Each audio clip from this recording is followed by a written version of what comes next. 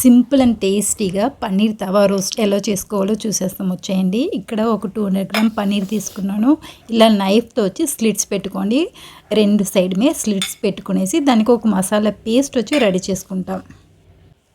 ఇప్పుడు వచ్చి ఇక్కడ స్క్రీన్లో పెట్టుండే అన్ని ఇంగ్రీడియంట్స్ వచ్చి ఒక ప్లేట్లో వేసేసి దాంతో వచ్చి లెమన్ జ్యూస్ కొద్దిగా వేసుకోండి, ఎక్కువ పులుపు అయిపోతుంది. దీన్ని బాగా మిక్స్ చేసుకోండి. దీంతో కొంచెం వాటర్ కావాలంటే వేసుకోండి. దీంతో మీరు చాట్ మసాలా కావాలంటేనూ వేసుకోవచ్చు, లేదంటే గార్లిక్ పౌడర్ ఉంటేనూ వేసుకోవచ్చు. ఇప్పుడు ఈ మసాలా బాగా పన్నీర్కి పట్టించేసి ఫ్రిడ్జ్లో పెట్టి కొంచెం మ్యారినేట్ చేసుకోండి.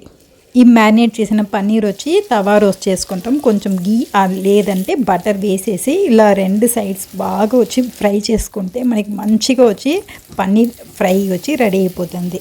మ్యారినేట్ చేసి పెట్టుకుంటే చాలు, ఈజీగా రెడీ చేసేయచ్చు. ఈవెన్ లంచ్ బాక్స్కి కూడా ప్యాక్ చేసుకోవచ్చు. మీరు ఇంకా డైట్లో ఉంటే తక్కువగా గీ అన్న బటర్ అన్న వాడేసి ఫ్రై చేసి మీరు డైట్ ఫుడ్కో కూడా తీసుకోవచ్చు.